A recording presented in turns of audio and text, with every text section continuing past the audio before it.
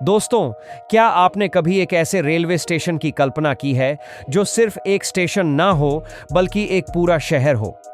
एक ऐसी जगह जहां 24 प्लेटफॉर्म पर ट्रेनें एक साथ खड़ी हों और जिसका आकार और सुविधाएं देखकर देश के बड़े बड़े एयरपोर्ट भी छोटे लगने लगें।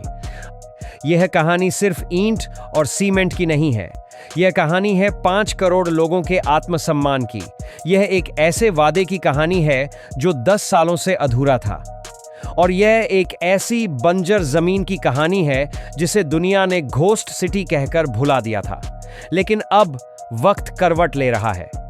हम बात कर रहे हैं आंध्र प्रदेश की नई राजधानी अमरावती में बन रहे भारत के सबसे विशाल और सबसे आधुनिक रेलवे स्टेशन की।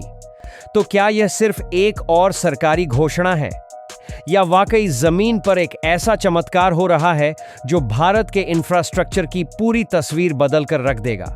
और सबसे बड़ा सवाल, क्यों इस एक स्टेशन के लिए सरकार 2300 करोड़ रुपए पानी की तरह बहा रही है?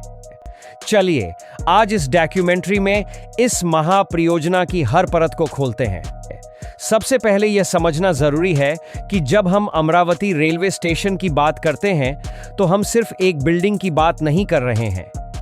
यह 1500 एकड़ में फैला एक मल्टी टियर्ड इंफ्रास्ट्रक्चर सिस्टम है। इसे हूबहू किसी इंटरनेशनल एयरपोर्ट की तरह डिजाइन किया जा रहा है, जिसमें यह सब शामिल होगा। यह भारत का पहला स्टेशन होगा जहां 24 प्लेटफॉर्म होंगे। इसकी क्षमता रोजाना 3 लाख से ज्यादा यात्रियों को संभालने की होगी। यात्रियों की सुविधा के लिए 4 अलग अलग और बड़े टर्मिनल्स बनाए जाएंगे ताकि भीड़ का मैनेजमेंट आसानी से हो सके। इस स्टेशन को मेन नेटवर्क से जोड़ने के लिए तेलंगाना के येरुपालेम से लेकर आंध्र प्रदेश के नंबुरु तक 57 किलोमीटर की एक बिल्कुल नई डबल रेलवे लाइन बिछाई जा रही है। इसे 160 किलोमीटर प्रति घंटे की रफ्तार के लिए डिजाइन किया गया है, यानी भविष्य में वंदे भारत और बुलेट ट्रेन के मिनी वर्जन यहां बिना किसी स्पीड रेस्ट्रिक्शन के दौड़ सकेंगे। दोस्तों, यह प्रोजेक्ट सिर्फ आंध्र प्रदेश के लिए नहीं बल्कि हर भारतीय के लिए गर्व का विषय है। यह आत्मनिर्भर भारत का एक जीता जागता सबूत है।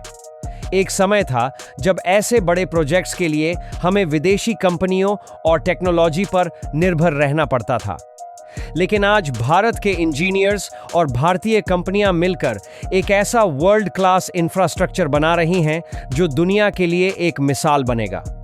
यह स्टेशन सिर्फ यात्रियों को नहीं जोड़ेगा, बल्कि यह उत्तर भारत को दक्षिण भारत से और पूर्वी भारत को पश्चिमी भारत से जोड़ने वाली एक अहम कड़ी बनेगा।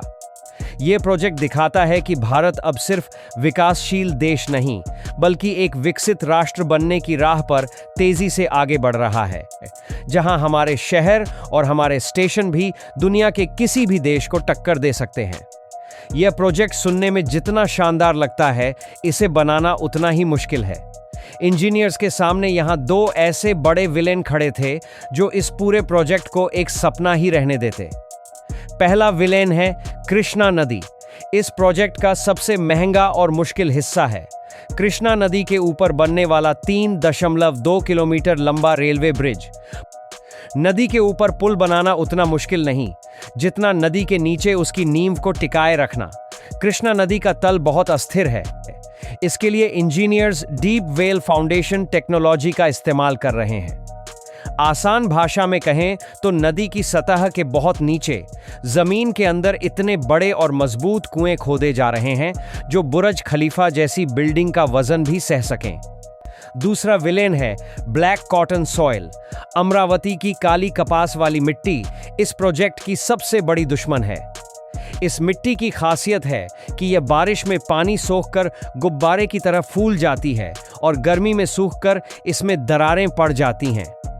अगर इस पर सीधे पटरी बिछा दी जाए तो पहली ही ट्रेन के गुजरने से ट्रैक टेढ़ा मेढ़ा हो जाएगा या जमीन में धंस जाएगा।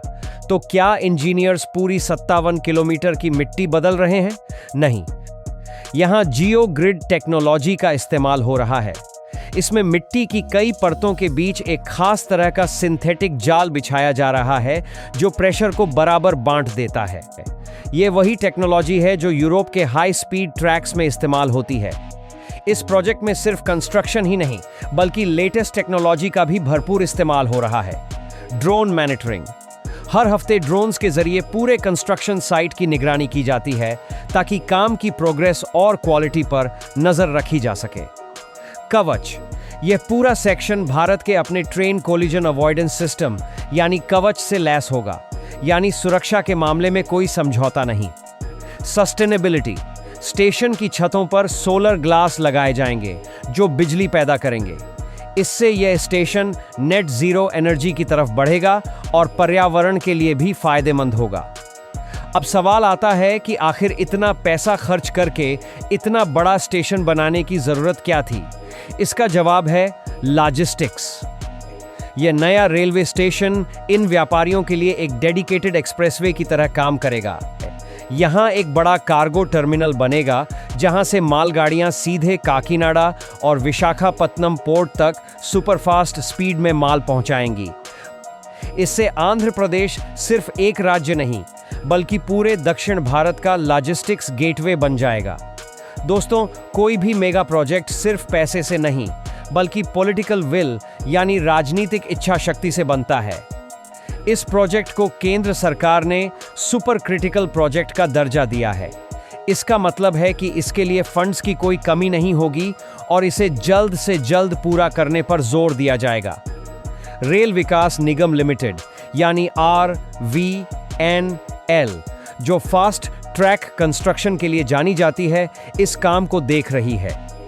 रेलवे का लक्ष्य है कि 2028 के अंत या 2029 की शुरुआत में पहली पैसेंजर ट्रेन अमरावती स्टेशन के प्लेटफॉर्म नंबर 1 पर आकर खड़ी हो। तो दोस्तों, अमरावती रेलवे स्टेशन सिर्फ एक इंफ्रास्ट्रक्चर प्रोजेक्ट नहीं है, ये आंध्र प्रदेश की उस आत्मा की वापसी है जो कहीं खो गई थी। यह एक उम्मीद है, एक विजन है और इस बात का सबूत है कि अगर इरादे मजबूत हों तो बंजर जमीन पर भी दुनिया का सबसे आधुनिक शहर बसाया जा सकता है। यह स्टेशन आने वाली पीढ़ियों को बताएगा कि कैसे एक सपने को हकीकत में बदला जाता है। आपको क्या लगता है, क्या यह प्रोजेक्ट समय पर पूरा हो पाएगा? और जब यह बनकर तैयार होगा तो क्या यह सच में भारत की तस्वीर बदल देगा? अपनी राय हमें कमेंट सेक्शन में जरूर बताइएगा। जय हिंद।